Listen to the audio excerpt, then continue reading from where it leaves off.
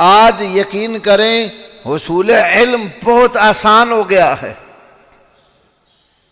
لیکن سیکھنے والے لوگ نہیں ہیں۔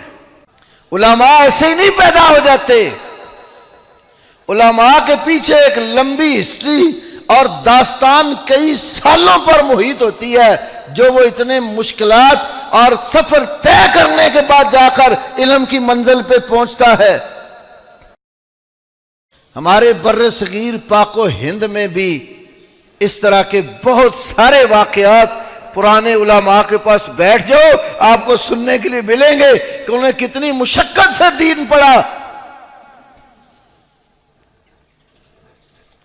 سید نذیر حسین محدث دہلوی رحمت اللہ علیہ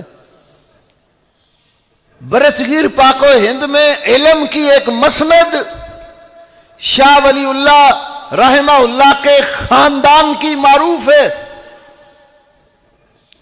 شاہ ولی اللہ محدث دہلوی رحمہ اللہ حدیث کا علم پڑھنے کے لیے دہلی سے حجاز گئے، مکہ اور مدینہ،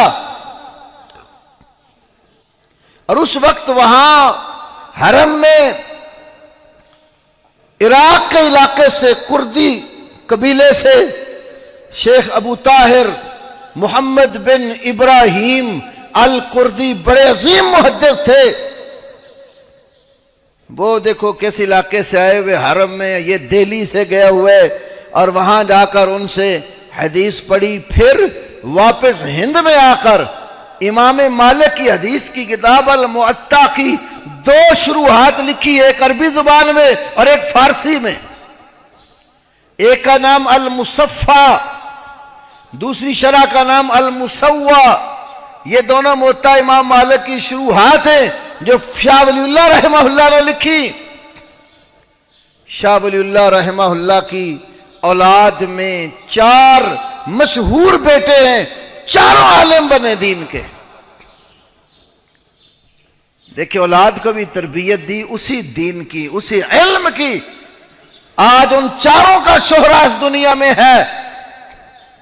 سب سے بڑے بیٹے شاہ عبدالعزیز محدث دہلوی، انہوں نے قرآن کی تفسیر لکھی، تفسیر عزیزی، ایک ان کی کتاب فتاوی عزیزی بھی موجود ہے۔ 2 بیٹے شاہ عبدالقادر اور شاہ رفیع الدین، انہوں نے اردو زبان میں سب سے پہلے ہند کے اندر قرآن پاک کا ترجمہ کیا۔ ایک بیٹے نے با محاورہ ترجمہ لکھا، دوسرے نے لفظی ترجمہ لکھا۔ چوتھا بیٹا عبدالغنی، یہ بھی اپنی جگہ پر ایک بہت بڑے عالم تھے۔ ان کی نسل سے ان کا بیٹا پھر شاہ اسماعیل شہید رحمہ اللہ۔ تو شاہ ولی اللہ رحمہ اللہ کے دنیا سے اٹھ جانے کے بعد ان کی مسند کے وارث ان کے بڑے بیٹے شاہ عبدالعزیز بنے۔ شاہ عبدالعزیز کے بعد اسی مسند کے وارث ان کے نواسے شاہ محمد اسحاق محدث دہلوی بنے۔ اور پھر شاہ محمد اسحاق محدث دہلوی جس وقت حجاز گئے تو اپنی مسند کے اوپر حدیث پڑھانے کے لیے سید نذیر حسین محدث دہلوی کو بٹھا کر گئے۔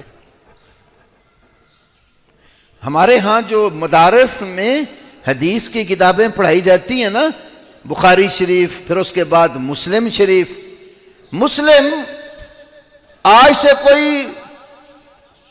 1.5 صدی پہلے کی چھپی ہوئی میرے پاس یہاں لائبریری میں موجود ہے۔ اس دور میں جب مسلم شریف شائع ہوتی تھی تو اس کے شروع میں پوری سند امام مسلم تک جو لکھی ہوتی تھی وہ سید نذیر حسین محدث دہلوی سے لے کر امام مسلم تک تھی۔ کوئی بھی دیکھنا چاہے میں اس کی زیارت کرا سکتا ہوں۔ تو یہ سید نذیر حسین محدث دہلوی نے اتنا زیادہ دین کا کام کیا، خدمت کی، دن کو مسند حدیث پر بیٹھ کر لوگوں کو قال اللہ و قال رسول پڑھاتے تھے، رات کے وقت کلی بن کر ریلوے اسٹیشن پر دہلی میں جا کر مزدوری کرتے، اور خاص طور پر جو طالب علم دین پڑھنے کے لیے سید صاحب کے مدرسے میں آتا تو اس کا سامان اور بستر جو بھی ہوتا اٹھا کر اس کو مدرسے چھوڑ جاتے، اور طالب علم کو صبح پھر پتہ چلتا جب وہ حدیث پڑھانے بیٹھے ہوتے، بھئی یہ بابا جی تو رات میرا سامان اٹھا کر لے، کلی تھے۔